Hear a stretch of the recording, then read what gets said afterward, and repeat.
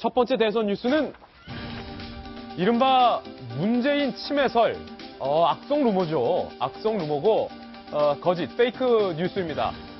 문재인 전 대표 측이 강력한 법적 대응을 하겠다라는 법적 제재 조치까지 들고 나왔습니다. 유포자에 대해서 처벌하겠다라는 건데 이 문재인 침해설을 국민의당의 한 보좌관이 유포했다. 뭐 이런 얘기도 나오고 있습니다. 일단은 문 전 대표 측의 수석 대변인 박광원 대변인의 발언부터 들어보시죠. 네, 악의적으로 조작된 이른바 문재인 침해설이 SNS에서 확산되고 일부 매체가 이를 인용 보도하는 일이 오늘 발생했습니다. 이는 문재인 후보를 비방하고 흠집내기 위한 명백한 허위사실로 더문캠은 강력한 법적 조치를 취하기로 했음을 알려드립니다. 네, 악성 루머 맞습니다. 저희가 거짓 뉴스와 진짜 뉴스에 대해서 정확히 늘 판별을 해드리는데 침해설은 악성 뉴스, 악성 루머가 맞습니다. 도대체 무엇 때문에 이런 침해설이 돌고 있을까요? 그 기저에 있는 내용을 저희가 영상으로 구성해봤습니다. 함께 보시죠.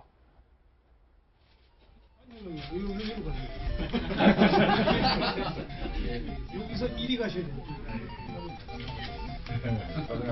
내려오시다가 다시 위로 올라가셔야 돼요. 그렇죠. 그래서 옆으로. 카메라 안 타보셨네. 내려오셔서 또 올라가시고 내려오시고 아니 내려오셔야 돼요. 밑으로 옆으로. 자, 좌석이 1번, 2번, 3번, 4번인데요. 그리고 저희들이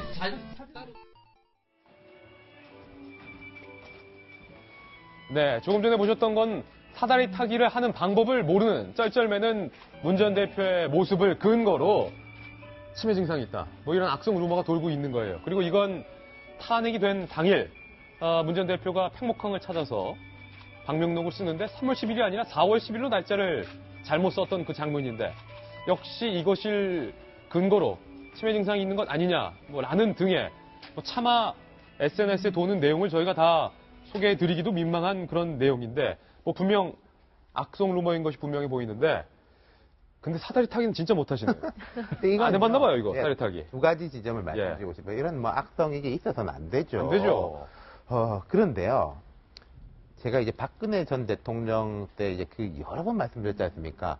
악성 루머라고 덮어 씌워가지고 검증을 못하게 한 게 정말로 문제였었다. 예. 최태민 일가하고의 문제에 대해서 악성 루머다라고 이제 막 열을 내니까 제대로 이제 지적을 못했었거든요. 이건 그러니까 문 전 대표 이 부분은 악성 루머인데 특히 이번에는 대통령 후보들의 건강, 특히 뭐 정신 건강에 포함해가지고 이 부분에 대해 가지고 좀 스스로들 내놔야 될 거라고 생각합니다. 미국에서는 이게 보편화되어 있고 우리나라에서는 일반 예상과 달리 자기 건강 기록을 내놓은 사람이 김대중 전 대통령이죠. 그때 이제 고령이었기 때문에 좀 상대 측이라든지 이렇게 그때는 인터넷이 이렇게 활발하진 않지만은 풍설로 DJ가 나이가 많고 해가지고 뭐 어쩌고 저쩌고 이런 소문들이 있었는데 그걸 불식시키기 위해서 본인이 내놨거든요. 저는 이번에는 좀 주요 후보들이 합의를 해가지고 자기 이제 뭐 건강 병력이라든지 이런 부분에 대해서는 좀 스스로 내놓는 게 어떨까 싶습니다. 저는 이 페이크 뉴스의 피해자는 진보 보수를 가리지 않는다는 것을 지적하고 싶습니다. 박근혜 대통령도 본인이 뭐 구술을 했네, 뭘 했네 하는 거 굉장히 지금까지 분노하고 억울해하지 않습니까? 그런데 페이크 뉴스는 이제 어떤 그 대상이라는 것은 어떤 상대를 가리지 않는다. 그런 거에 대해서 지금 상대적으로 뭐 더불어민주당이나 야당께서 좀 그동안에 상대적으로 반사이익을 봤다 그러면은 이제는 유력한 이제 그 대선 주자의 입장에서 똑같은 그런 어떤 페이크 뉴스의 피해자가 될 수 있다는 점을 지적을 하고 싶고요. 정말 그래서 더욱더 정도를 걸는 언론이라는 것이 중요해진다는 지점을 얘기하고 싶고 또 한 가지는 이게 페이크 뉴스의 그 대선 주자 같은 경우는 선거 일정이 얼마 안 남아있지 않습니까? 그런 상황에서 페이크 뉴스냐 아니냐를 가려서 결과를 하기에는 그 중간에 선거에 미치는 영향이 큽니다. 그러니까 이렇게 특수한 시점에는 페이크 뉴스에 아까 말한 대로 당사자를 찾아가지고 처벌하는 것이 굉장히 시급합니다. 그러니까 이런 거에서는 그 주자들 간에 이런 문제가 났을 때는 경찰에서 빨리 그 잡아가지고 그걸 바로잡는 것이 굉장히 중요하다. 문캠에서 강력 법적 조치 카드를 꺼낸 건 상당히 잘했다. 저희 돌직구쇼에서 이렇게 좀 평가를 할 만합니다. 촌철 선생님, 그러나 한 가지 궁금증은 문재인 전 대표가 사시도 패스했고 머리가 명석한데 너무 모범생이라 이 사다리 타기를 안 해봤습니까? 우리 뭐 흔히 회사 생활 하다가 동료들이랑 점심 내기, 간식 내기 할 때도 서민적으로 사다리 타잖아요. 그래서 1,000원, 2,000원, 500원, 공짜, 몰아주기 뭐 이런 거 했는데 전혀 안 해봤다. 사다리 저는 타기. 게 저기서 그치면 또 반전 매력도 있어요. 예. 저렇게 허술한 면이 있구나. 아니 서민적인 사다리 타기를 안 해본 건 아니냐? 그렇죠. 근데 그래도 이렇게 바보같이 왔다 갔다 하고 아 바보 같다. 그래서 친근감 있게 쉽게 이야기할 수 있는 사람이구나라는 면도 보여요. 근데 예. 이게 이제 좀 우리가 요즘 가짜 뉴스라는 유력이 있지 않습니까? 뭐 가짜 뉴스 잡아서 공정선거 마련하자라는 것이 예. 어쩌면 이번 선거에 제일 중요한 이슈일 수도 있지만은 봤잖아요, 저 트럼프 미국 선거에서. 그런데 가짜 뉴스 중에서 황당한 게 아니라 믿을 만한 경우가 있어요. 네. 우리가 연기가 나는 곳에 가면 불이 진짜 나 있어요. 뭔가 연관성이 있는 것이 있거든요. 그래서 예를 들어서 4월 10일이라고 날짜 쓴 거 수정을 했지만 그 다음에 사다리 타기 야 이게 치매로 가면 그 치매가 그 다음에 뭡니까? 좀 미안한 말이지만 머리에 든 거 없다, 토론 못한다, 뭐 묘하게 연결이 돼버린단 말이죠. 저는 그래서 가짜 뉴스라는 걸 단순하게 매도만 할 게 아니라 선거 기간이 짧지 않습니까? 끌려다니면 안 된다 이거죠. 끌어다니면 안 된다. 뭐든지 이슈를 좀 끌고 가는 예. 이거 말고 좀 더 심각하게 들어가서 이제 안보 문제, 안보관 문제라든가 여러 가지 경제 정책에서 일자리 창출 문제라든가 그런 것들이 정교하게 끌고 가지 않으면 공격받다 보면 가짜 뉴스가 나올 수밖에 없거든요. 그래서 예. 가랑비에 옷 젖는단 말 있지 않습니까? 이제 그래서 어떤 문재인 후보 입장에서는 그런 거예요.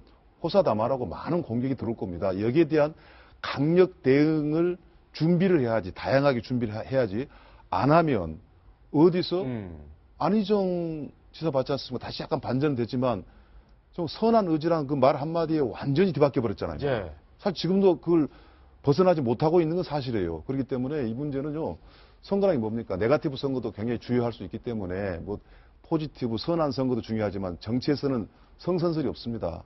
상대방한테 선한 걸 의지해서는 안 되고 어떤 경우 최악의 경우를 생각해서 흑색 선전을 대처하는 강력한 대응은 예. 기본 필수다. 다시 한번 말씀드리지만 문재인 전 대표의 치매설은 악성 루머라는 것 다시 한번 말씀드립니다. 사다리 타기를 한 번도 안 하신 것도 분명한 것 같아요. 이건 좀 웃자고 드린 얘기였는데 좀 진지하게 논란이 되고 있는 부분이 오늘 새롭게 나오고 있는데요. 이른바 DJ 정부와 노무현 정부 때 외교 안보 정책을 담당했었던 이 고위 공직자들의 모임으로 구성된 한반도 평화 포럼에서 박근혜 전 대통령이 임명한 외교 안보 당국자와 공무원들에게 아무것도 하지 마라 라는 입장을 발표해서 논란이 되고 있습니다. 살펴보시죠. 이 한반도 평화 포럼이요. 이른바 DJ 노무현 정부 때 뭐 외교 통일 안보 장관들을 비롯해서 고위 수석들로 구성된 포럼인데 박 전 대통령이 임명한 통일 외교 안보 관료들이 지금 즉시 모든 행동을 중단하고 더 이상 아무것도 하지 마라. 각 부처 공무원들도 더 이상 부역행위를 저지르지 말기를 당부한다. 외환만 부르는 사드 배치도 당장 중단돼야 한다. 사드도 중단하라. 이런 입장을 내놨습니다. 관과 및 옛 여권에선 벌써 점령군 행세를 하느냐 비판이 나오고 있는데 김병민 의원님 지금 외교 안보 통일 공무원들한테 아무것도 하지 마라. 네. 문제가 심각하지 않습니까? 과한 것 아닙니까? 그러니까 저는 정책이라는 게 영속성 있게 추진되는 게 굉장히 중요합니다. 그런 과정 속에서 어떤 후보가 집권을 하든지 간에 국민들의 공약을 내건 선택을 가지고 집권하게 됐다면 점진적인 변화의 과정을 거쳐야 되거든요. 이거는 이제 국내외적인 외교적인 문제도 마찬가지겠거니와 국내적인 경제 정책도 마찬가지고 대부분의 정책들이 어느 날 대통령이 바뀌었다고 해서 손바닥 뒤집듯이 바뀌게 되면은 거기에 대한 매몰 비용이 엄청나지게 되는 거죠. 그러니까 저는 안희정 지사가 굉장히 참 정말 그래도 괜찮은 대권주자라고 인식했던 딱 한 가지 순간이 있다면 수차례 바꿀 수는 있는데 집권하고 바꾸면 되는 거 아닙니까? 수차례 얘기했지만 전 정부에서 잘했던 내용들을 가지고 창조경제, 박근혜 전 대통령의 대표적인 공약이잖아요. 그렇기 때문에 창조경제를 뒤집자? 근데 창조경제도 본받을 게 있을 거고 이명박 정부는 녹색성장 갖고 4대강에 연결해서 싫어하는 사람들도 있겠지만 대표적인 잘된 케이스의 정책이기도 하거든요. 이러한 부분들에서 잘됐던 부분들을 이어받아서 가는 그런 영속성 있는 정책 수행이 사실 차기 대통령에게 굉장히 중요합니다. 그렇다면 아직까지는 그리고 문재인 전 대표 입장, 더불어민주당도 집권한 집권 여당은 아니잖아요. 아니잖아요. 집권할 가능성이 높은 정당이고 높은 후보일 뿐이죠. 현 정부가 실수하지 않는 선에서 정책적 영속성을 갖고 잘 갈 수 있도록 독려해 주는 게 중요할 겁니다. 그리고 더 중요한 거는 지금 이 상황에서 공무원들이 세종시에 있는 공무원들이 복지부동으로 두 손 두 발 다 놓고서는 멍하니 하늘만 바라보고 있는 게 최악의 국면이거든요. 그거 하라는 거 아닙니까? 더 열심히 대한민국 국익을 위해서 일하라고 독려해주고 내가 집권하더라도 전 정부에서 잘했던 거 받아서 갈 거다. 내가 뭐 과거 정부가 블랙리스트하고 논란이 됐지만 지금 벌써부터 블랙리스트가 새롭게 나오지 않습니까? 내가 전 정부가 있던 사람이라고 블랙리스트 정해놓고서는 배제하지 않을 테니 열심히 최선을 다해서 당신들의 뜻과 의지를 갖고 일해라고 얘기해야 되는 것 같습니다. 예. 저는 굉장히 아쉬운 안타깝다. 대목들이 이런 부분입니다. 이게 평화포럼 인사들 중에서는 유력 대선 후보의 캠프와도 연관된 분들이 많은 것으로 알려지고 있는데 이렇게 들리는 거예요. 우리가 어차피 집권할 거니까 우리가 집권 후에는 당신들 싹 다 나간 부역자들이니까 아무것도 하지 마라. 목숨 유지하려면 지금 복지부동 하라는 사실 예. 점령군 행사를 하는 건데요. 그 자체도 이제 나쁘지만 요즘 많은 신문에서 지적하고 있는데 ABP를 조심하라 그런 말을 많이 하잖아요. Anything but 박근혜를 제외한 모든 박근혜가 했던 모든 거를 빼놓고는 다 가능하다. 박 대통령이 했던 모든 정책은 배제시킨다. 하는 이제 그런 얘기가 돌고 있는데 정말 위험한 것이죠. 우리가 이제 박근혜 대통령이 과거에 이제 요즘에서 anything but MB 이명박 대통령이 했던 4대강 사업이나 녹색 성장, 4대강 사업은 논란이 많았지만 녹색 성장 같은 것도 이름을 아예 없애버리고 창답을 그로 바꾸지 않았습니까? 사실 내용은 같은데 말이죠. 그런 식의 우를 갖다가 다음 정부가 또 범하지 않기를 정말 지속적으로 영속적이고 그 다음에 모든 합의를 거쳐서 이루어진 정책은 지속적으로 가야지 지금 손 놓고 있으라 하는 것은 정말 안 되고요.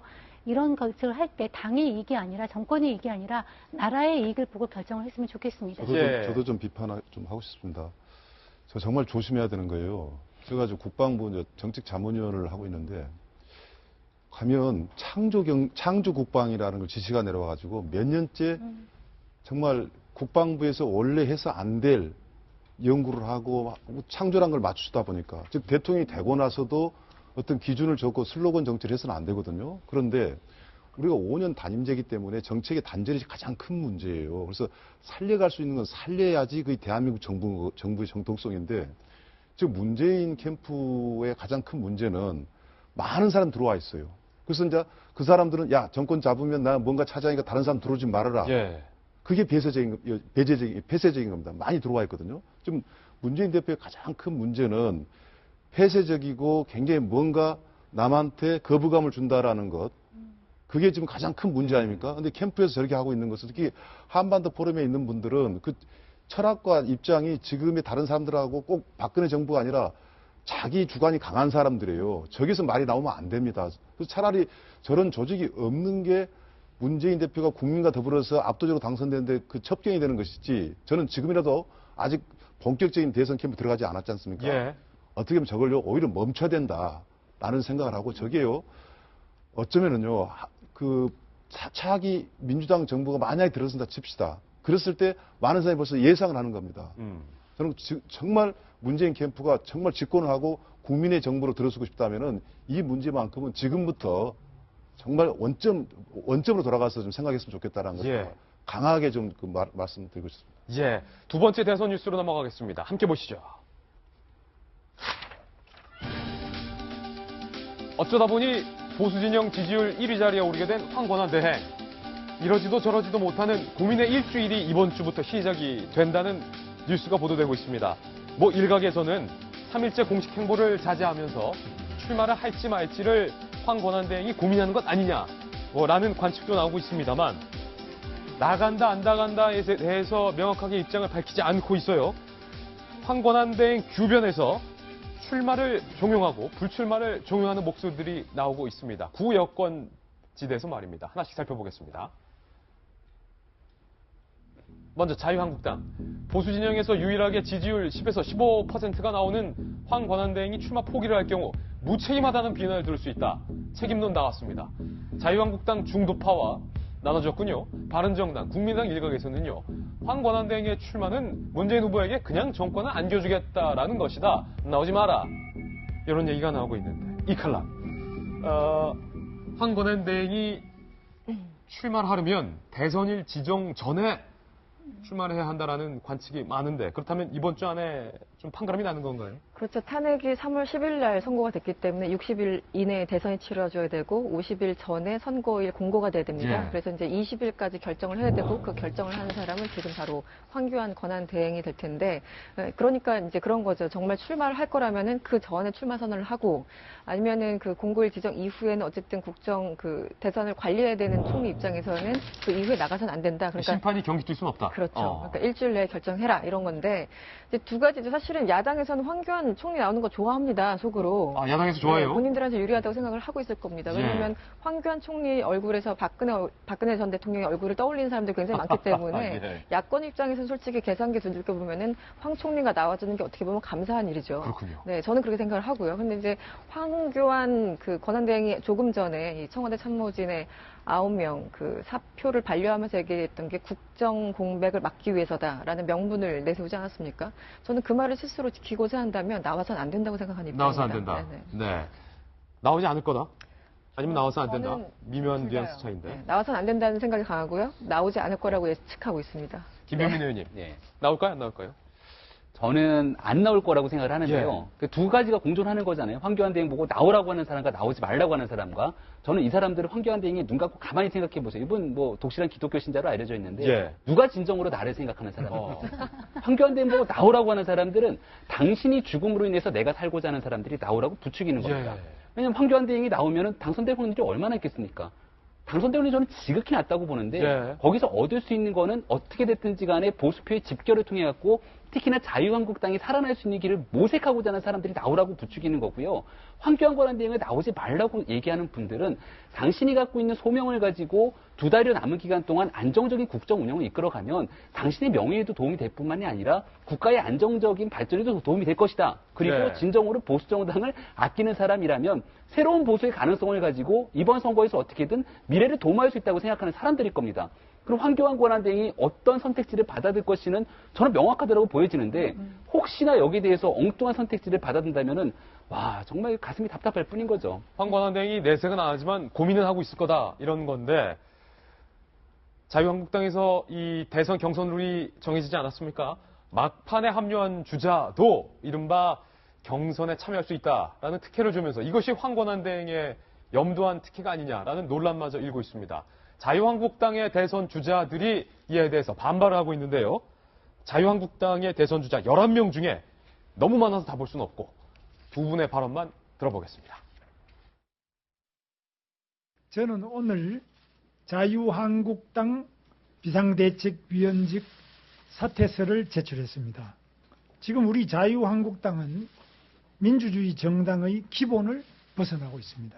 이런 경선 룰을 만들어 가지고 숨 돌릴 사이 없이 공고를 하고 후보 추천을 받는 이 상황에 대해서 저는 절대로 용납할 수 없습니다. 특히 임명진 비대위원장은 이제 당을 떠나주시기 바랍니다. 윤태우 시장님, 자유한국당의 대선 후보가 총 몇 명입니까? 10명입니까? 11명입니까? 아니, 오늘 예. 조경태 의원이 어제 했나요? 오늘 했나요? 뭐 어제 선언한다고 했습니까? 해서 뭐 한 11명쯤 되는 것 같아요. 그건 아직 홍지사를 카운트 안 한 거죠? 예, 아니요. 12명이 홍지사 포함해가지고 그런 것 같습니다. 포함해서 11명. 지금 좀 헷갈려가지고요. 예. 뭐 한다 만다 하는 분들이 많아가지고. 여기 이제 룰을 간단하게 말씀드리자면은 3월 17일날 합동연설을 하고 19일날 여론조사 단판으로 해가지고 컷오프로 3명을 가려요. 그리고 이제 3월 말에 그 중에 1명을 가리는데 문제는 컷오프에 참여하지 않은 사람도 경쟁력이 높다고 판단이 되면, 이게 주관적 판단이죠. 중간에 끼워 넣을 수 있게 한 겁니다. 그러니까 여기 이제 앞서 있는 10명들은 우리는 들러리냐, 그리고 민주정당에서 그런 게 어디 있냐라고 하는 거죠. 이거는 이제 황교안 특례 입학 비슷한 건데. 특례 입학이다. 네. 예. 자, 이 두 가지 재밌는 점이 있어요. 저는 이 10명, 11분 중에 3명이 누가 될지 정말 모르겠어요. 컷오프 3명 뒤에. 네, 이게 저도 이런 걸 이제 예측하고 분석하는 걸 이제 업으로 다는 그 사람인데. 중에서 1, 2, 3등. 짐작이 도저히 안 됩니다. 뭐, 세 명이 어떤 분이 될지. 그리고 이제 홍준표 지사도 이게 머리가 아프게, 홍준표 지사 출마할 건데, 예. 먼저 나가자니 약간 2부 리그 예선전에 끼는 듯한 느낌이고, 예. 그래서 중간에 이제 황교안 총리하고 이렇게 같이 들어가자니 명분이 없고. 명분이 없고. 그럴 수가 있는 거예요. 그리고 황 총리도 머리가 아플 게, 그러면은 황 총리가 가면은, 아유, 감사합니다 해가지고 우리가 다 밀어드리겠습니다 할 것 같습니까? 아까 그분들이. 아하. 절대 그럴 분들이 아니에요. 네. 그리고 이번에 지금 자유한국당의 경쟁은 본질적으로 조금 죄송한 말씀이지만은 당선을 바라본다기보다 그 이후 보수 진영의 어떤 이니셔티브를 보는 거기 때문에 황 총리가 이제 뜨는 거를 싫어할 사람이 더 많죠. 더 많다. 실은. 구조적으로. 예. 예. 환경권한대행과 홍준표 지사의 머릿속이 복잡해질 것 같습니다. 대선 상황실 뉴스 전해드렸습니다. 저희는 60초 후에 돌아옵니다. 잠깐만요.